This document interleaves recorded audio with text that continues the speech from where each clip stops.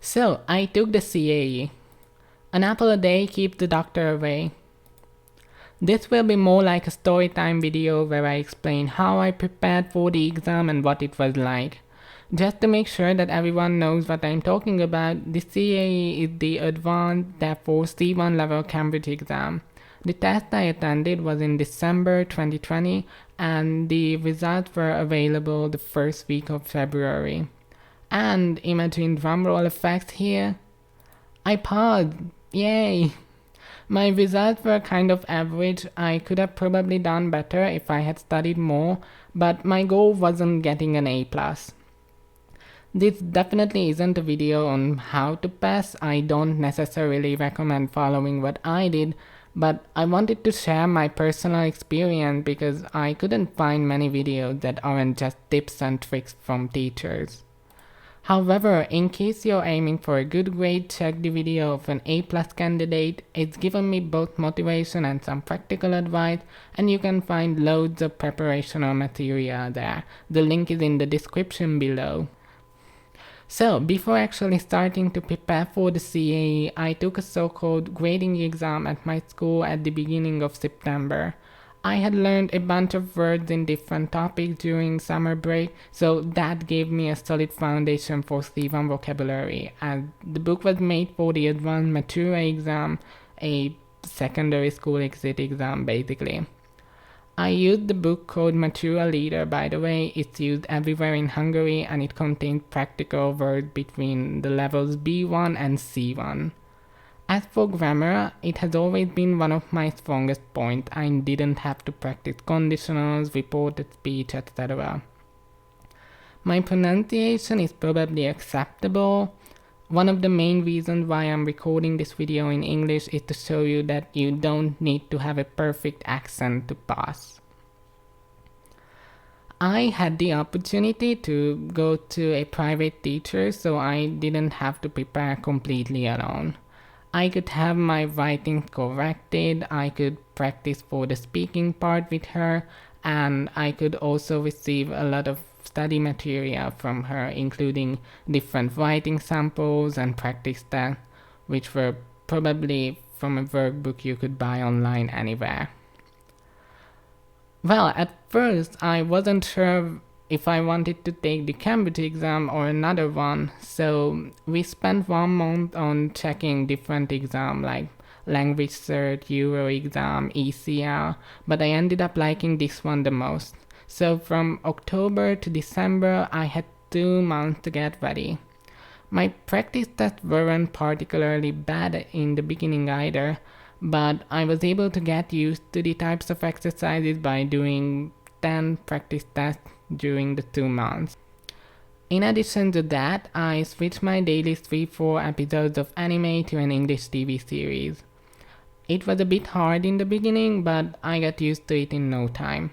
I got to about episode 76 by December, which comes out to be 27 hours of listening comprehension plus the videos I regularly watch on YouTube. On top of that, one of my friends who is proficient in English agreed to chat with me in English, which was beneficial both for my language knowledge and for our friendship. So it was fantastic.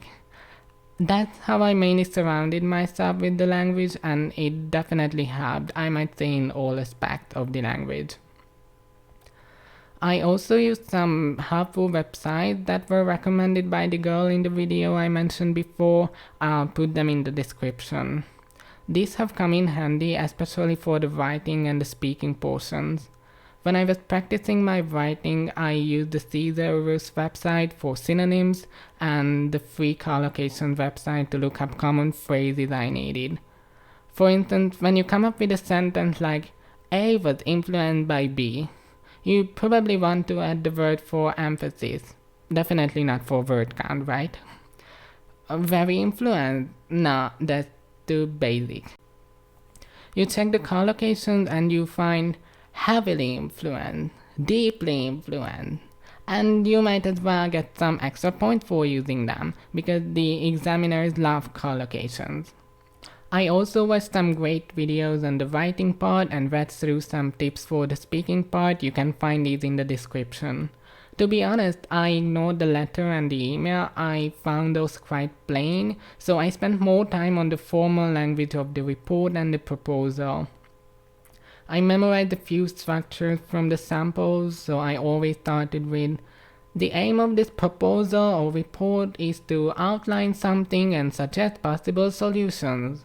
And I could almost always end with, if the above recommendations are implemented, something wonderful will happen.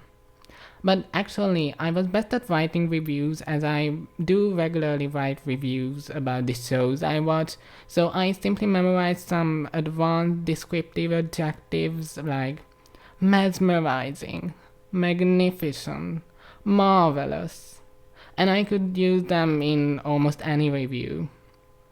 So I actually didn't try to cram for the exam and memorize hundreds of words.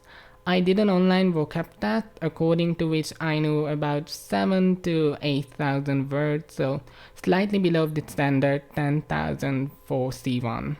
But as you can see, I still passed. Okay, so let's talk about the actual exam. As it was organized during the pandemic, there weren't that many candidates. We obviously had to wear masks during the test and we kept distance even in the classroom. The use of English part went pretty well. I was confident in most of my answers. However, I found the reading a bit harder. I didn't have as much time left for the gap text as I had wanted, so I thought I'd done quite badly, but it turns out I still managed to get 191 points. In the writing part, there wasn't a review, unfortunately. I decided to go with the report, and I felt like I couldn't use as many fancy words in the essay and the report as I had wanted, so I was really surprised to see that my writing had achieved the C2 level.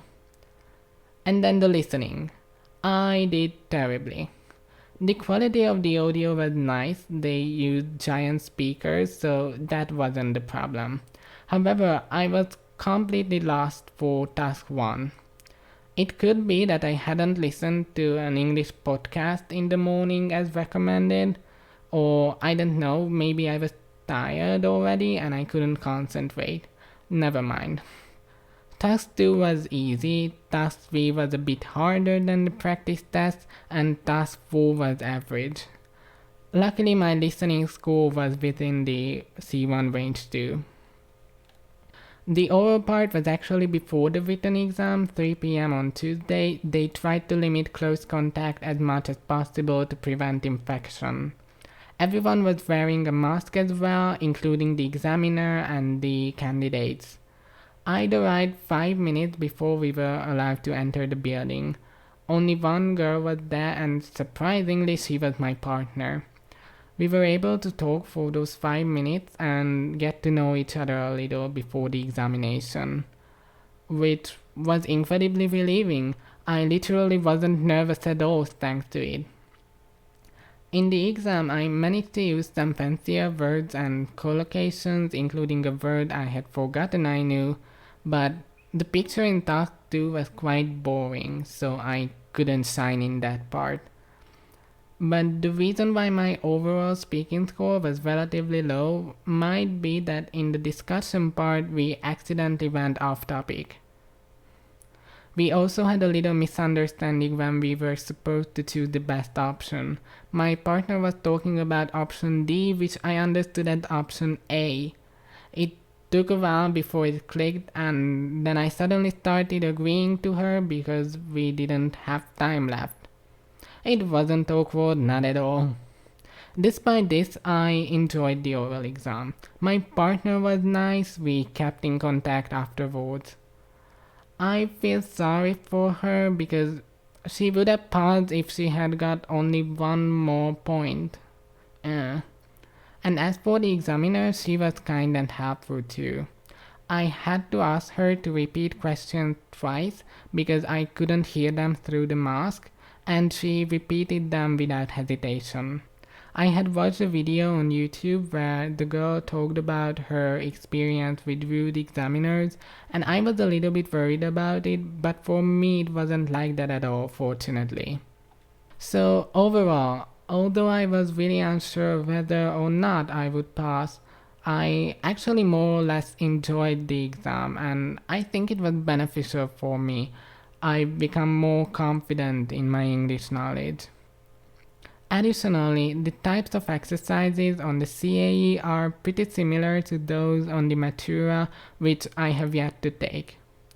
I needed this certificate mainly for university, but in the distant future, I might as well go for the C2 just for fun. Thank you for listening to my story. I hope it was motivating, relieving, or simply entertaining. See you next time, or good luck on your exam.